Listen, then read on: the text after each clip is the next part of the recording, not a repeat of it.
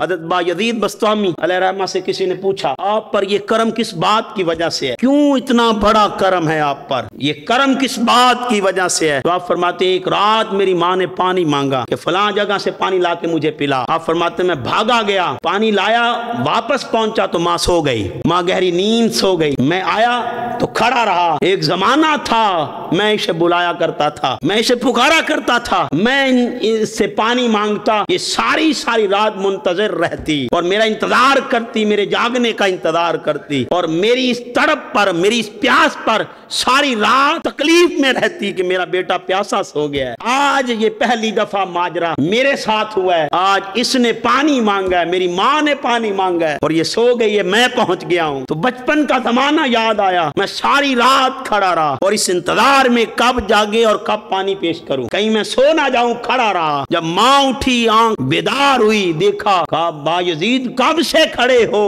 کب سے کھڑے ہو؟ کہا پہلے ماں پانی پی لے۔ کہا پانی کو چھوڑ کھڑے کب سے ہو؟ کہا ماں جب سے تو نے پانی کا کہا میں گیا پانی لا کے، جب واپس پہنچا ہوں تو آپ سو گئی تھی، اسی وقت سے کھڑا ہوں۔ ماں نے پانی کو سائڈ پہ کیا، مجھے سینے سے لگا لیا، اس دن سے یہ سارا کرم ہے، اس دن سے یہ سارا کرم ہے۔ آؤ صاحب ان دونوں ذوات کی قدر کیجئے۔